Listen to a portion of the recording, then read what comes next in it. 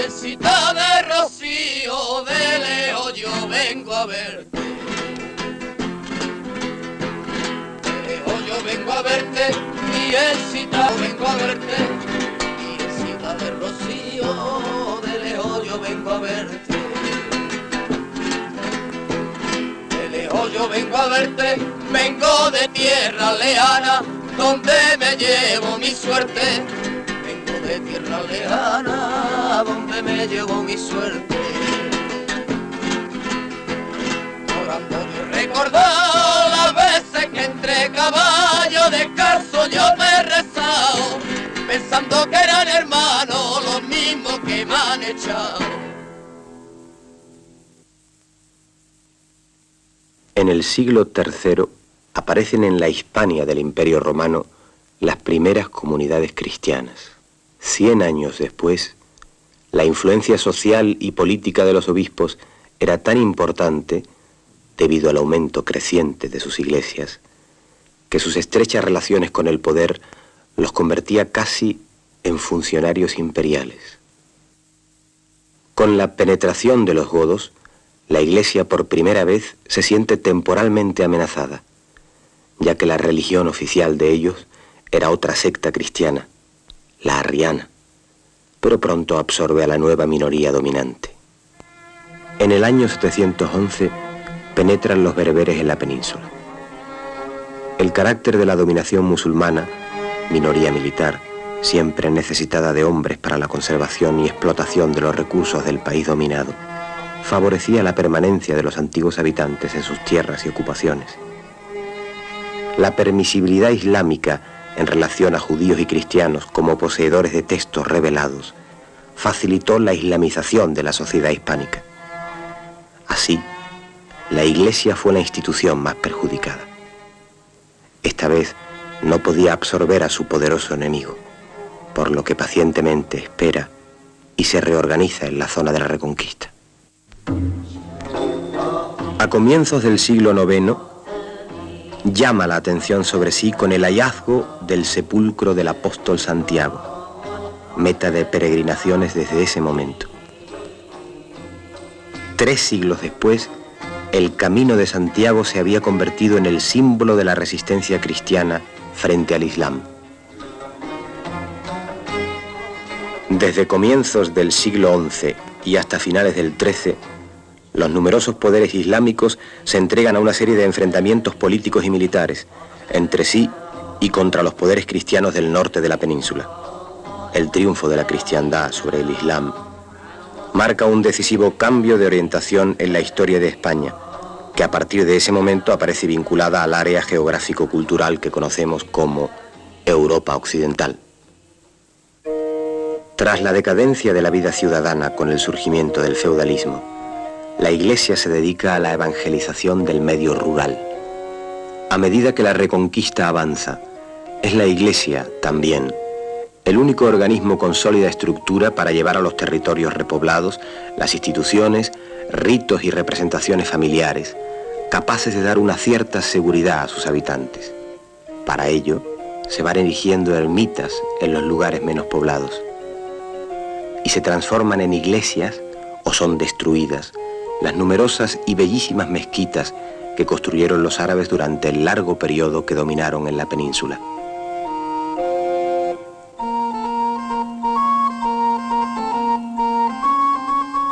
La mujer adquiere con la fragmentación de la familia extensa unos perfiles cada vez más definidos. También su escasez numérica, debido a la mayor mortalidad femenina por fiebres puerperales, posiblemente más mortíferas que las guerras, la hacen merecedora de una nueva consideración. Consideración que simbólicamente es expresada en el desarrollo del culto a la Virgen, obra de San Bernardo y los cistercienses. En aquel momento de exaltación mariana, Fernando III el Santo y su hijo Alfonso X el Sabio van poblando todas las capillas y todas las parroquias de imágenes de la Virgen. La jerarquía social del clero es casi paralela a la laica. Los arzobispos, obispos y abades de los grandes monasterios son verdaderos ricos hombres a los que se entregaba las primicias y los diezmos, tributo de un 10% bruto sobre cosechas y ganado, lo que en años poco productivos podía significar una tercera parte del total. La Iglesia hizo una defensa sistemática de sus privilegios, en especial de la exención de impuestos, valiéndose de la excomunión de reyes, nobles e incluso ciudades. Adoptó un programa de reforma espiritual, para lo cual preparó intelectualmente mejor al clero secular, perfectamente ignorante hasta entonces, y renovó o creó nuevas órdenes religiosas para acabar con la vida escandalosa de frailes y monjes. Intensificó la predicación, especialmente a cargo de franciscanos y dominicos. Seguramente serían ellos los autores del trasiego de imágenes que aparecen algún tiempo después escondidas en los bosques, y de las que más tarde se diría que habían sido ocultas por los antiguos cristianos, temerosos de que los moros las profanasen, aunque la verdad es que casi todas ellas eran tallas procedentes de una época en que la dominación árabe había ya terminado en todas partes, menos en Granada. Se trataría, pues, de una nueva táctica de la Iglesia, esta vez a largo plazo. A principios del siglo XV, cuando la religión divina que profesamos había llegado a nuestra tierra al más alto grado de gloria y esplendor, un vecino de la villa de Almonte salió al campo con ánimo de distraerse en los placeres de la casa. Cuando llegó al lugar conocido con el nombre de la Rosina, bosque inculto y lleno de malezas, los perros se internan en la espesura y demuestran con sus ladridos la sorpresa que les causa un objeto extraño y desconocido. El cazador, aproximándose, admira una imagen colocada sobre el tronco de un árbol. Era de talla y tenía sobrepuesta una túnica de lino blanca y verde y llevaba escrito a la espalda Nuestra Señora de los Remedios. Trata de sacarla de aquel sitio con intención de colocarla en la villa de Almonte, distante 3 leguas de aquel lugar. Se quedó dormido por el cansancio y la fatiga y al despertar se halló sin la sagrada imagen. Afligido y penetrado de dolor, volvió sobre sus pasos y la vio allí lo mismo que antes. Entonces, por medio de aquel singular y maravilloso prodigio, comprendió que la señora manifestaba su voluntad de que allí fuese donde se le rindiese culto y veneración. Marchó después al monte a referir todo lo ocurrido, y propagándose la noticia con la mayor rapidez, salieron el clero y el cabildo de la villa, acompañados del pueblo y se dirigieron al lugar de la aparición de la Virgen María. La vieron tan peregrina y encantadora que desde aquel mismo momento empezó a arrebatar los corazones y ser motivo de la más fervorosa devoción.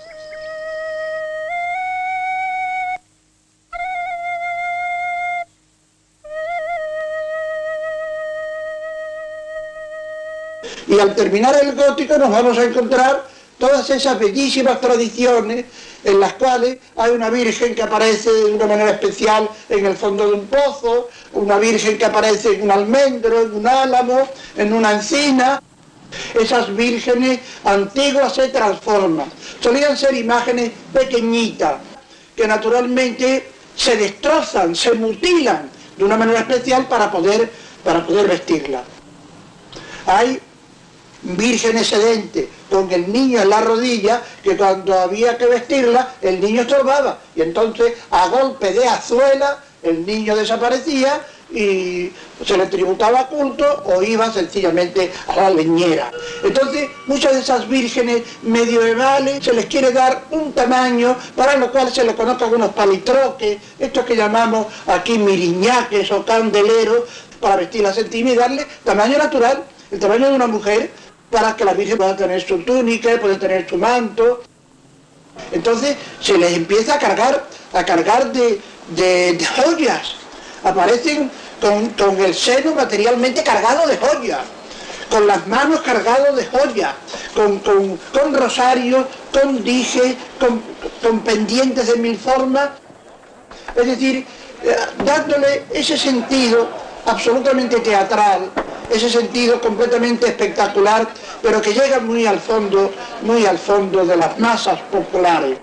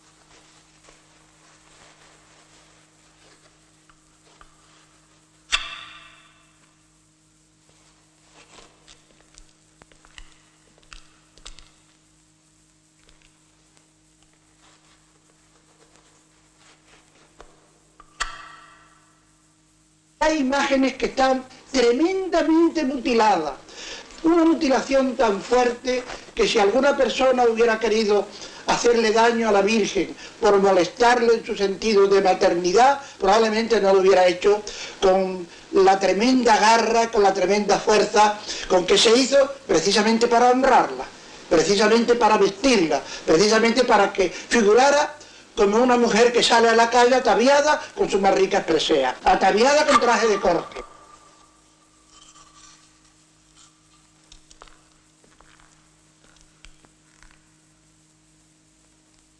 En algunos momentos revolucionarios habrá podido haber el desacato, y los ha habido, el desacato a las imágenes, la destrucción y el maltrato. Pero todas esas mutilaciones para vestirla en absoluto representan desacato. Al contrario, veneración y veneración muy profunda. Veneración y veneración muy profunda. Veneración y veneración muy profunda. Veneración y veneración muy profunda. Veneración y veneración muy profunda.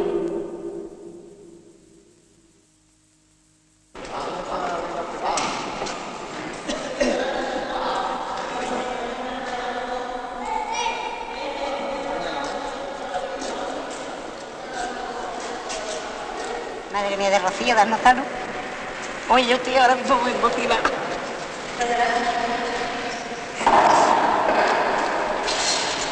Danos salud y danos suerte. Madre mía de Rocío, qué linda eres, qué guapa. Viva la Virgen de Rocío.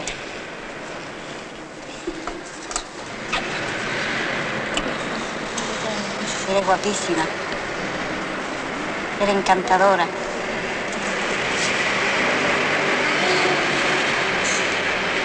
Eres la reina,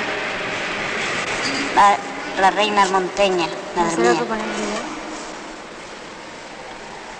Yo estoy muy emocionada ahora mismo. La romería del Rocío es sin duda la más importante de Andalucía. La romería supone una vuelta atrás en el tiempo, una reafirmación en valores que eran vigentes en una época preindustrial. A la romería se va a caballo, se va en carreta.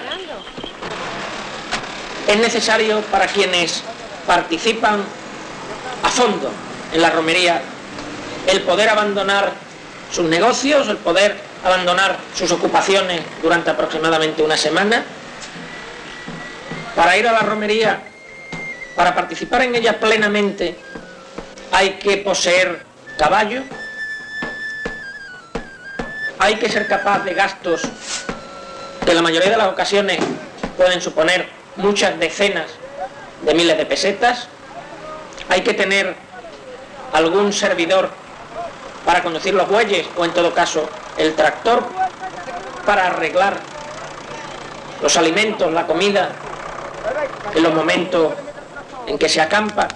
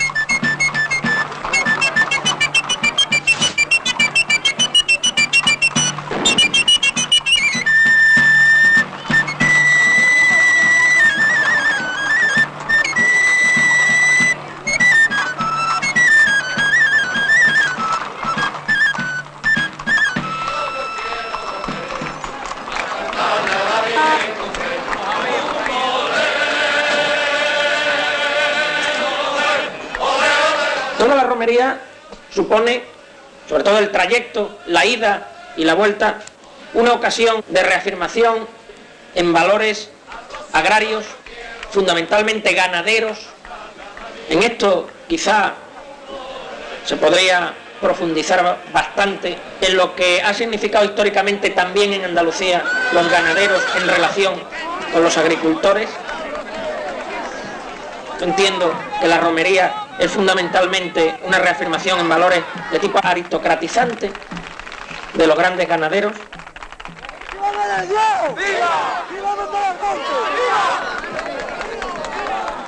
Como en los tiempos feudales, el caballero en la romería destaca por su situación de privilegio, su poder económico, político o social. Si entonces había contribuido a la formación y mantenimiento de la nobleza territorial y el caballo se había convertido en símbolo de riqueza, es decir, de poder, ese poder sigue siendo evidente hoy en día. Frente a los de a pie, se yergue altivo el jinete, el que no pisa la tierra, el que no traga el polvo. Y ese poderío se extiende al terreno erótico, convirtiéndose el caballo en mítico símbolo fálico. Las bonitas mozas se disponen a todo para, orgullosas, pasearse con su jinete.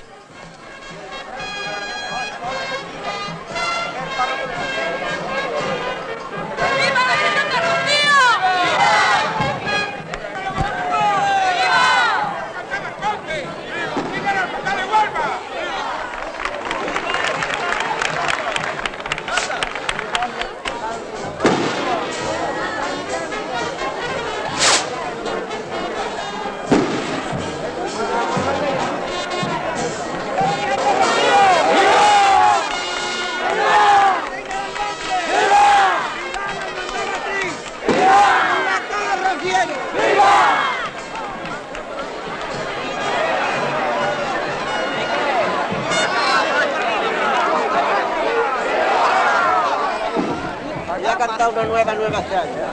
Qué alegría me dio cuando te vi el otro día en televisión. Vale, la sevillana. Me gusta que se respeten las costumbres del rocío. Las costumbres del rocío, me gusta que se respeten las costumbres del rocío. Me gusta que se respeten las costumbres del rocío. Las costumbres del rocío se cumplan los evangelios como Dios nos lo ha pedido. Se cumplan los evangelios como Dios nos lo ha pedido.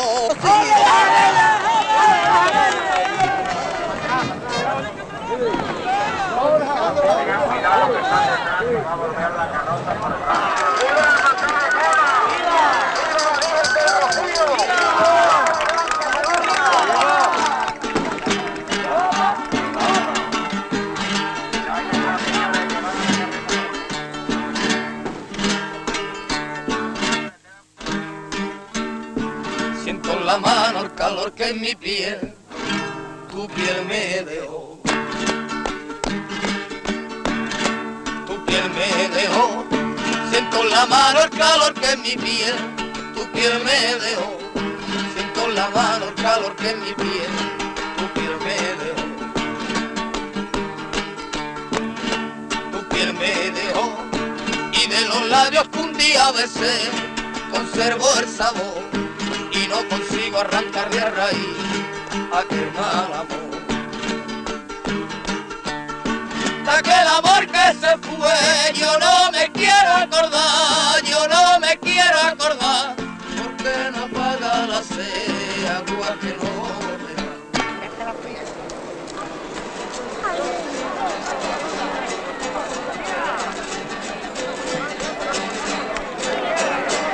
Que con mi tarde rociera los cantes por sevillana. Los cantes por sevillana, con mi tarde rociera los cantes por sevillana. Cuando te canto bajito, a la luz de la mañana. A la luz de la mañana me gusta mirar tus ojos y yo pegarte a la cara. Que tú te bien bonita, tanto de la mujer. Porque yo no le doy un traducción a los armonteños, a los de amor y cantar. Esto es lo que te quiero, cántalo por sevillana. Tengo mi interpretación del rocío, que creo que se ajusta bastante a la realidad. Como todo fenómeno de masas y como todo fenómeno de participación religiosa al mismo tiempo, creo que el rocío es una mística, ciertamente es una mística, pero con unas características muy especiales. Yo diría que la mística del rocío consiste en la búsqueda de la felicidad. La gente va al rocío con un deseo profundo y amplio de ser feliz.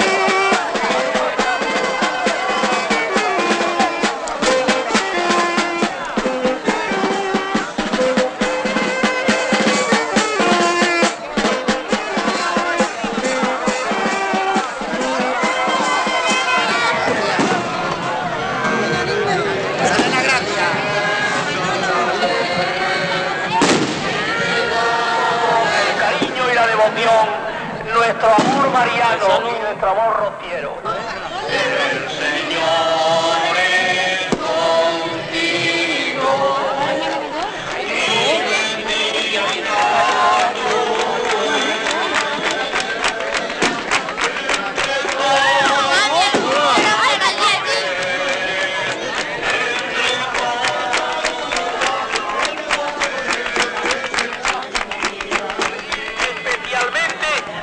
las necesidades de la Iglesia.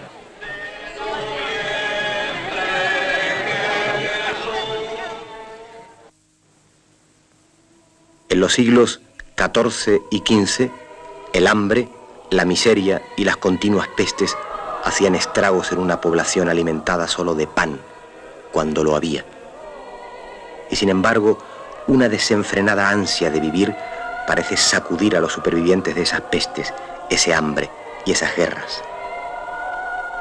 Las fiestas populares, el arte y la cultura tenían que acudir a la motivación religiosa para manifestarse, aunque fiestas y romerías tomaran con frecuencia un aspecto báquico y orgiástico. Las manifestaciones religiosas van adquiriendo un sentido profundamente espectacular. Su carácter colectivo, la iglesia como escenario o la población entera adornada para asistir a los desfiles procesionales, las propias imágenes se aproximan a la teatralidad, suplantan en cierto modo al teatro, que incluso estuvo prohibido y que tanto preocupaba a la iglesia precisamente por su arraigo popular. En el siglo XVI, toda función vital estaba presidida por el rito religioso.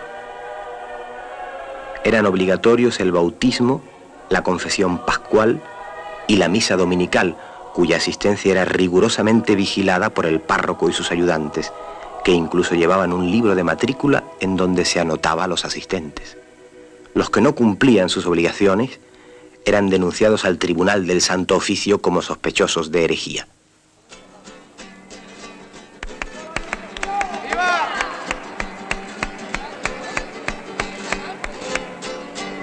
Este año no pasamos por el río de mi sueño, por el río de mi sueño. Este año no pasamos por el río de mi sueño. Este año no pasamos por el río de mi sueño, por el río de mi sueño. Que más de mis ilusiones ya no puedo estar contento. Que más de mis ilusiones ya no puedo estar contento. Que ya no puedo estar contento, maldita sea el agua. Ya no puedo estar contento, maldita sea el agua. No me llega a estar perfecto. El vino se convirtió en supuesto alimento productor de calorías cuando se incrementó el viñedo a costa de la superficie triguera, menos segura y más expuesta a las inclemencias del tiempo. Pero seguían las malas cosechas, las pestes, las guerras, las sublevaciones y el hambre. Cuanto más difíciles eran las circunstancias para los ciudadanos comunes, más candidatos había para el sacerdocio.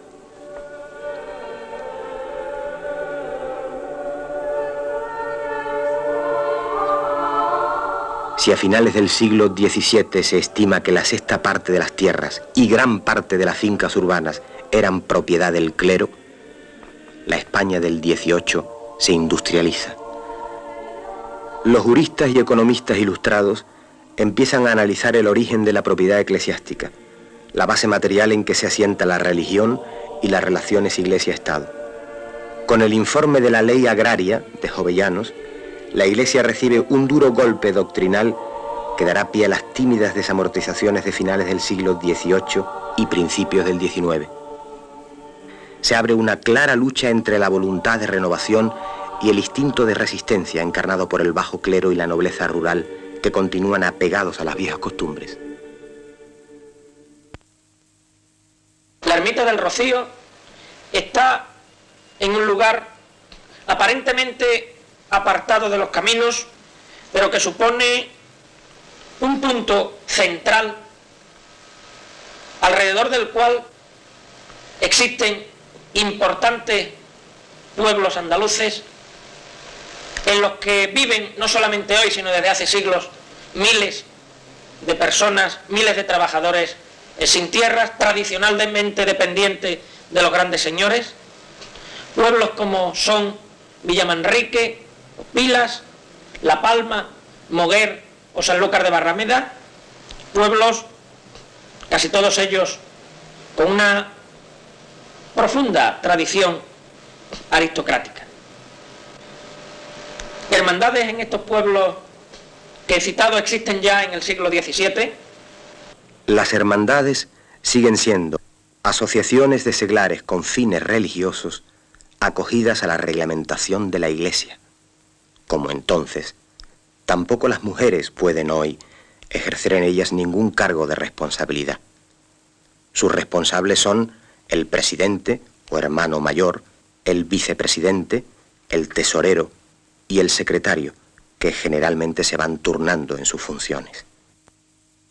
Mi bisabuelo fue hermano mayor, mi abuelo hermano mayor, en su época, por natural, mi padre hermano mayor, yo he tenido un hermano mayor y ahora soy yo hermano mayor.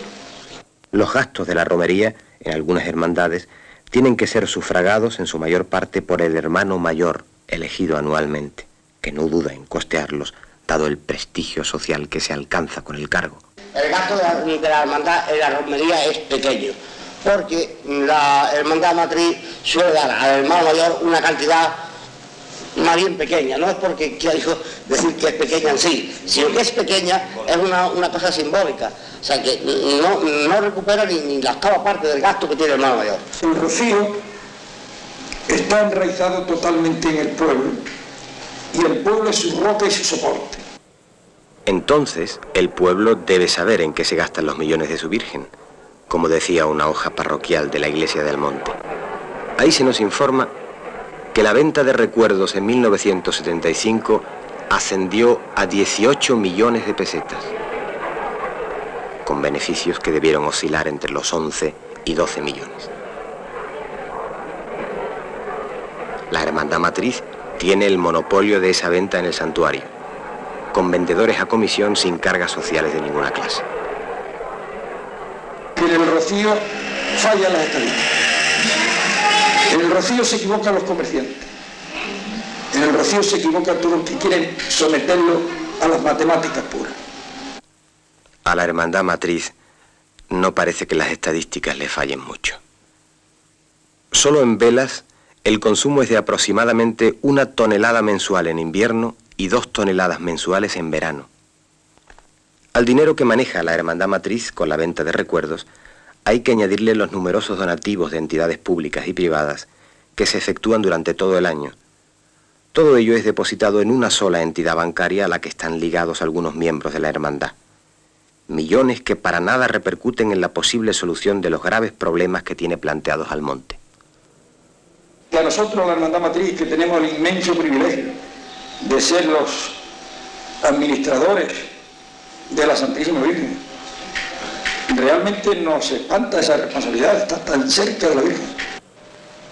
La creación de muchas de estas hermandades han coincidido, y no casualmente, con hechos tanto nacionales como internacionales que ponían en cuestión la estructura social y los valores de una sociedad fundamentalmente agraria y aristocratizante. Frente a las agitaciones sociales en toda Europa, no solo se crean hermandades. La Iglesia Católica, Apostólica y Romana, asustada, crea nuevas fórmulas. La Virgen María, en persona, se aparece a 3 pastorcitos en Fátima, con mensajes que previenen al mundo del peligro comunista. Y nuestra Virgen del Rocío es coronada canónicamente, sin duda con objeto de reavivar el casi perdido fervor popular. El 14 de abril de 1931 se proclamó la Segunda República Española, después de la derrota monárquica en las elecciones municipales. La República se encontró con una España poblada por 24 millones de habitantes, con un 50% de analfabetos, con 2 millones de campesinos sin tierra, con jornales diarios para los obreros que oscilaban entre 1 y 3 pesetas, cuando el kilo de pan costaba 1 peseta. Es en esa circunstancia que se fundan 9 hermandades del Rocío. Jerez de la Frontera es un ejemplo característico. El 27 de abril de 1932, en señal de protesta por los desacatos a la Virgen del Rocío cometidos por la República, se fundó en este jerezano lugar la Hermandad de Nuestra Señora del Rocío. Y se fundó precisamente en esta bodega, ahí en ese pilar donde está puesta la lápida. Antonio León Manjón, que era muy amante de la Virgen del Rocío, pues me empezó a hablar sobre el asunto y entonces de que convenía fundar una hermandad aquí, entonces yo le hablé a mi padre y dijimos todos vamos a ayudar.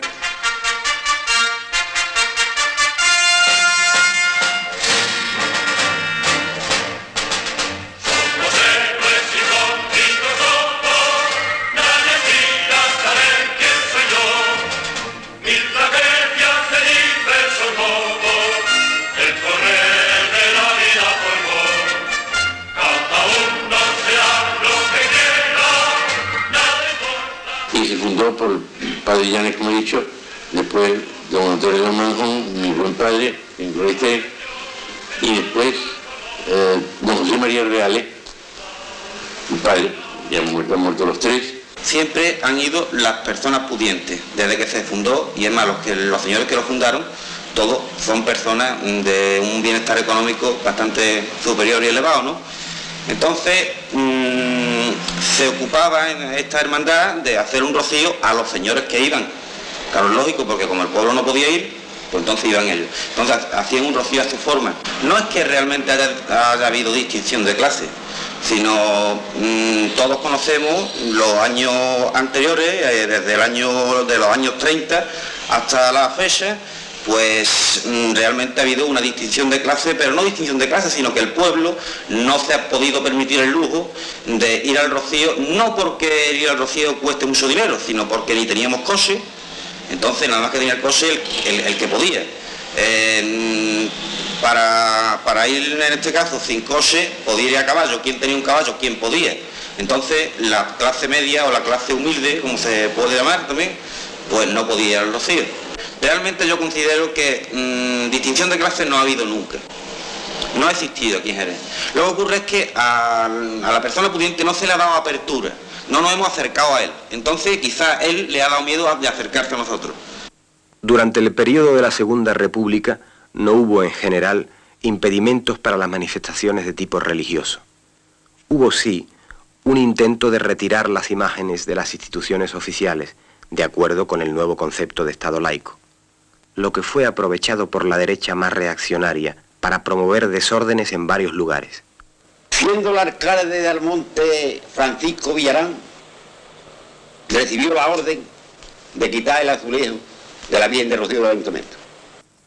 Como estaban acechando este oportuno acontecimiento, pues en el mismo momento que aquello se levantó, inmediatamente los señores más competentes del pueblo, de la parte reaccionaria, se lanzaron a la calle y empezaron a crear grupos y cosas y a montar barriles de vinos en los sitios más a propósito, para emborrachar a la gente y que pues si fueran y asaltaran las casas de los que representaban entonces la política. Sé que ocurrieron cosas horribles. Sacaron a concejales de ayuntamiento de su casa, de la cama, malo, enfermo.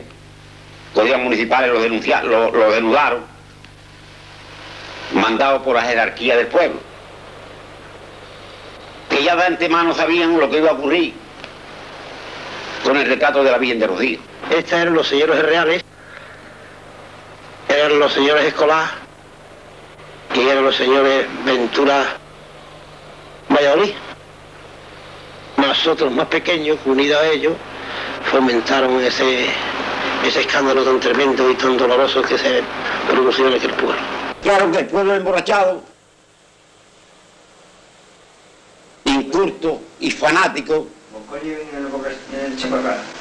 en esa tradición de esa señora,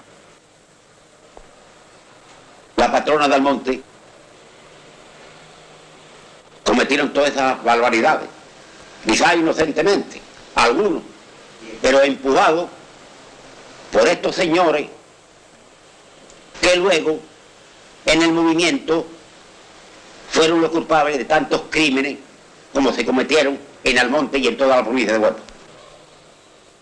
En los primeros años de la República, como es lógico, la romería del Rocío no era noticia. Empieza a serlo, de forma exagerada, en mayo de 1936, después que el Frente Popular ganara las elecciones en febrero.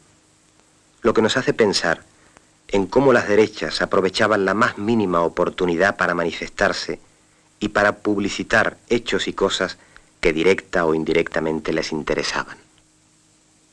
En resumen, podemos decir que meses antes del levantamiento militar del 18 de julio, clandestinamente, por todas partes y a todos los niveles se estaban preparando. Se cogió una reunión clandestina junto al cuartel de la Guardia Civil en la casa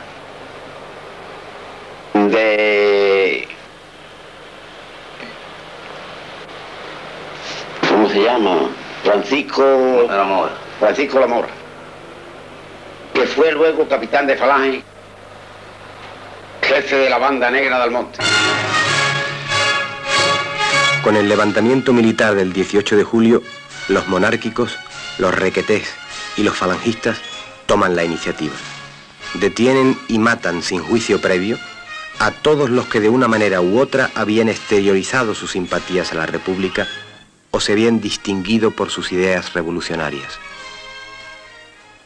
Esta banda se dedicaba a llevar a la cárcel diariamente, noche por noche, una lista para sacar a individuos, para llevarlo a la carretera y asesinarlo delante de la luz de un camión. En Almonte mataron a Frasquita, la charamusca, Diego Cepeda Aragón, Azuquita, Manolo y Curro Larios, los mellizos, José Moreno, Bocanegra, Miguel Poleá, Francisco Acosta, Antonio Guitar, el sobrino, Capitán Pedro Guitar, Juan Díaz y Díaz, el sevillano, Manolo, el de Ricardo, Martín Audén Peláez, Guzmán, el sastre, el Coquito, José y Juan, los repatriados, Bartolo Domínguez, el de la Mojea, José Medina Pamué, Manuel Azú, Juan, el de Isidro, Juan, el Almeja, Francisco Mariria, Fabián Pelayo Villarán, Manuel Pache, José Triguera, el niño de la isla, José Periánes, Curro Acevedo, padre, el minero, Antonio Reina, Francisco Núñez Cúchares, Diego Escobar, Currito Pecho, Antonio el Gato, el Cojo Zapatero del Cabezo, Juan Canito, Curro el Breero, Antonio el de la Botinera, José Convento, Antonio el Rano, Antonio Caliche el Radical, José Botones, Jerónimo el de la Panadera, Juan el Neguito, Andrés Borrero y varios más, hasta hacer un total de 100 personas, 99 hombres y una mujer. El responsable de esta banda de criminales era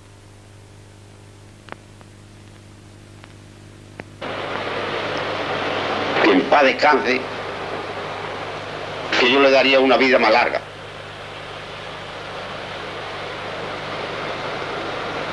Pero ese señor, cuando hacía una saca de hombres, obreros, luchadores por la libertad, el pan y el trabajo, le decía a los de la banda de criminales: no empezar todavía, dejarme los míos a mí. Y montado en un caballo con un porro, los mataba a palo. Las derechas de Almonte no se contentaron con actuar en su propio pueblo. Su odio a los mineros por su tradición de lucha les llevó a saquear y masacrar toda la cuenca minera. Río Tinto, Nerva, El Campillo. En las minas de Río Tinto, explotadas durante casi 100 años por los ingleses, irrumpió ese grupo de unos 40 hombres, todos de la zona del condado, inconfundibles con su pantalón de pana marrón, su camisa azul y su medalla de la Virgen del Rocío como mascota. Como los pobres mineros no poseían apenas nada, les robaban las máquinas de coser que había en casi todas las casas. Más tarde engrosarían el Ejército Nacional, formando parte de la segunda bandera. Vestidos ya con el uniforme militar, seguían luciendo su medalla de la Virgen del Rocío.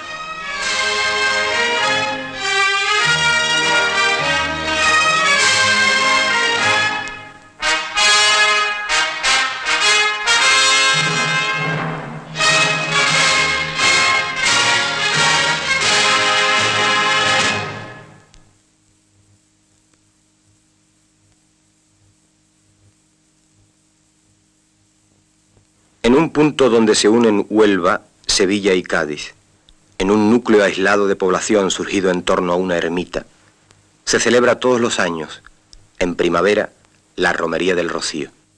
Allí se dan cita durante 3 días la Hermandad Matriz y las 50 y tantas hermandades filiales de los pueblos de la Baja Andalucía, esperando el momento crucial, esperando el frenético acto de posesión, privilegio indiscutible de los almonteños que en el amanecer del lunes se apoderan de su patrona, la Blanca Paloma, la reina de esas marismas, la Virgen del Rocío.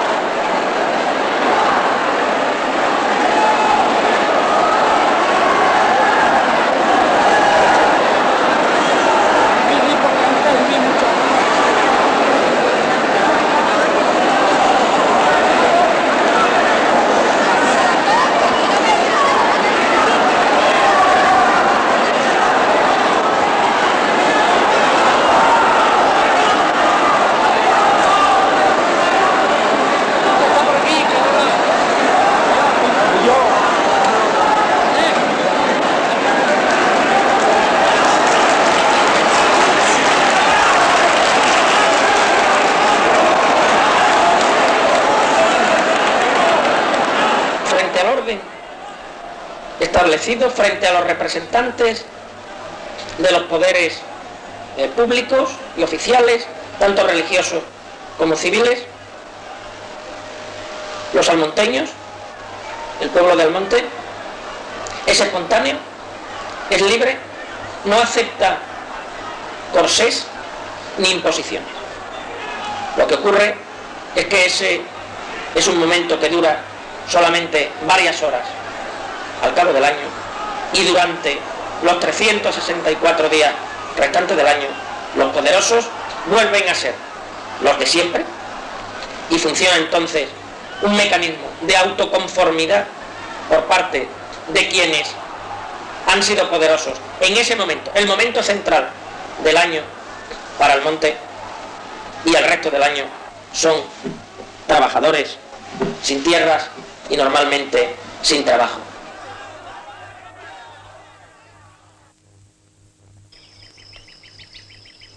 En agosto de 1810, Almonte se encontraba ocupado por el ejército francés.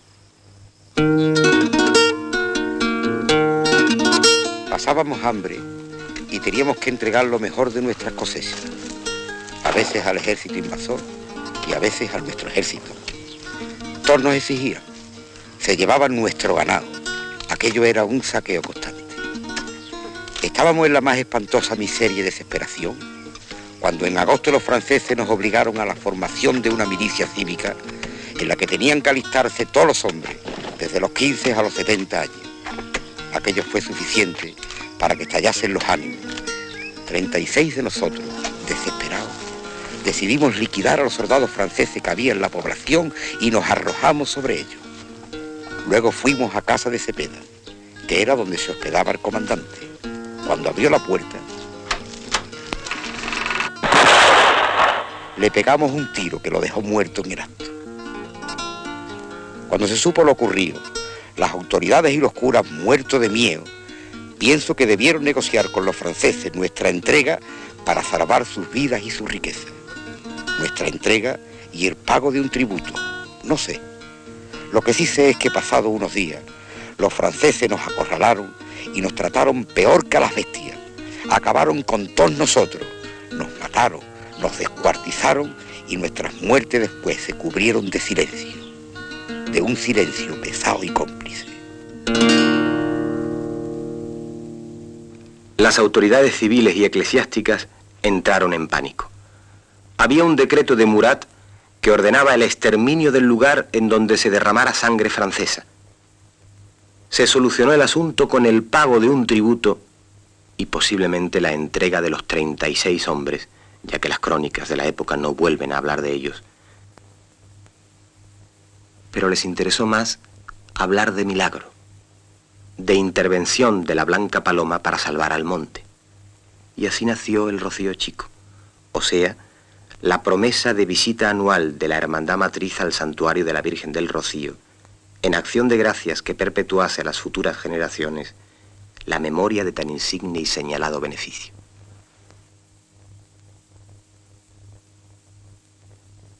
Cuando en Almonte había 300 familias, habitando chozas sin la más elemental condición higiénica, se derriba la ermita del Rocío para construir el actual santuario. Don Pedro Cantero Cuadrado, consejero del reino hasta la muerte de Franco, era un obispo de su época. Según parece, estaba ligado a una empresa constructora que debió proporcionarle unos suculentos lucros a nivel personal durante los 10 años de su estancia en Huelva.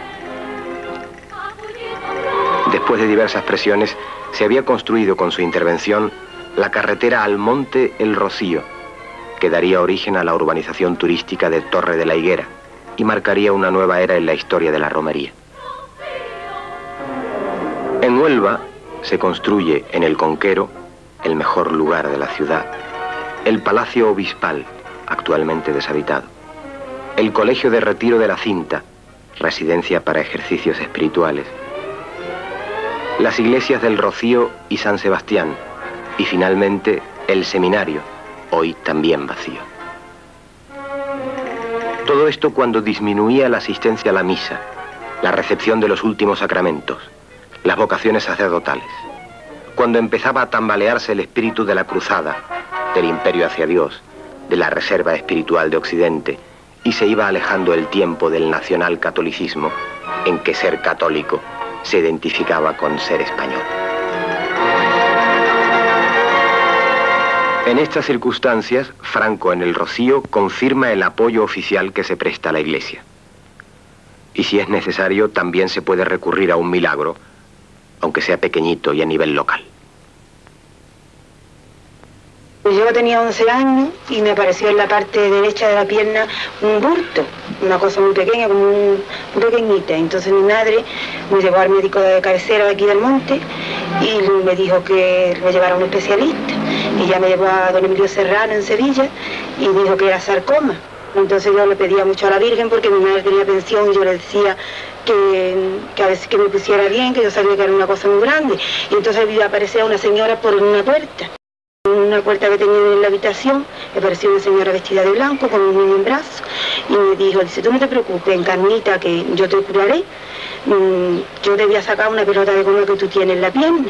Porque, o sea, cuando yo vi a la señora aparecer, yo la confundí y digo, ay, ¿tú quién eres? Y ya cuando se sentó en la cama, pues claro, la reconocí de momento.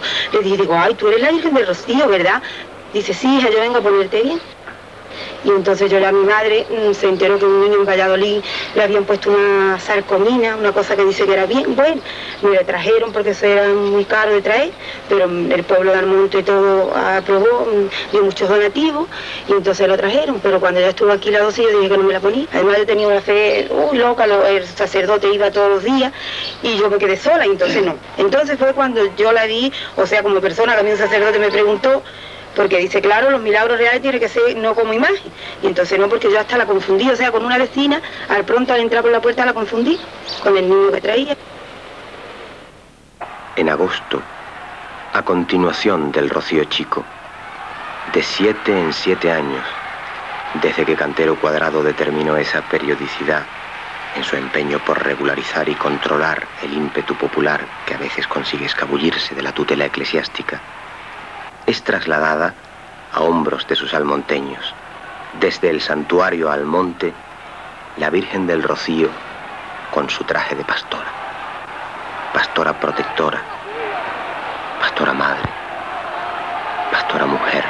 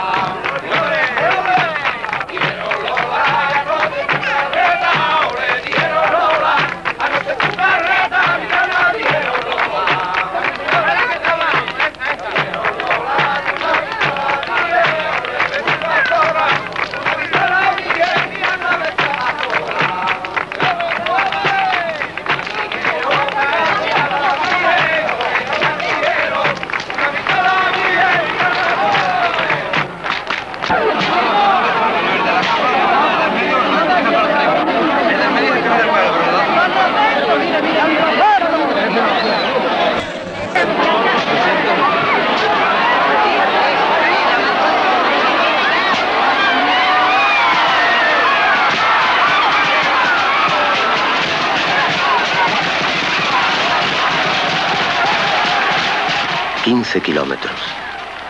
Toda una noche hasta el amanecer en que, con el primer rayo de sol, es desvelado su rostro. Todo un rito que rememora aquellos traslados de siglos anteriores, con los pobres de solemnidad como portadores pagados, que se llevaban a cabo por orden de las autoridades para implorar el favor divino como solución a las sequías, pestes, hambre y muertes que periódicamente asolaban la región.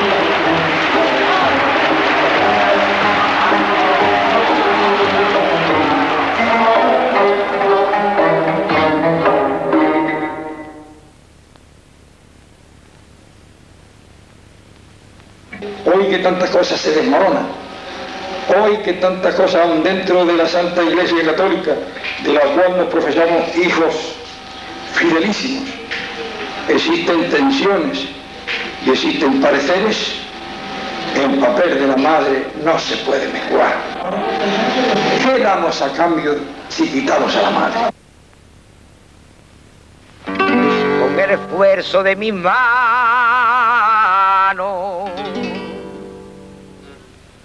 la vía tengo que ganar.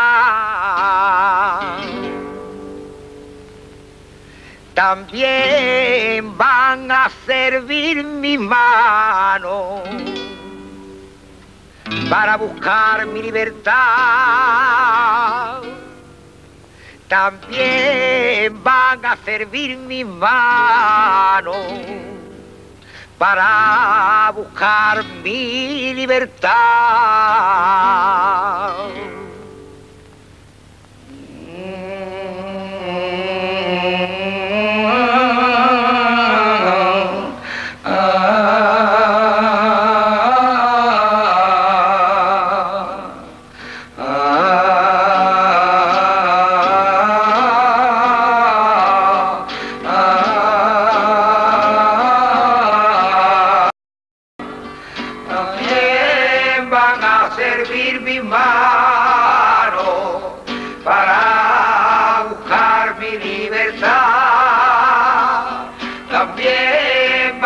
Servir mis manos para buscar mi libertad. En pie, hombre de los campos, en pie, hombre del taller, en pie, hombre del trabajo, en cualquier país que esté, con el esfuerzo de mis manos, la vida tengo que ganar. Con el esfuerzo de mis manos, la vida tengo que ganar. También van a servir mis manos para buscar mi libertad. También van a servir mis manos para buscar mi libertad. En pie, hombre de los campos, en pie, hombres del taller, en pie, hombres del trabajo, en cualquier país que esté, con el esfuerzo de mis manos, la vida tengo que ganar. Con el esfuerzo de mis manos, la vida tengo que ganar.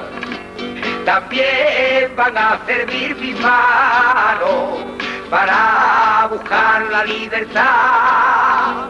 También van a servir mis manos para buscar mi libertad.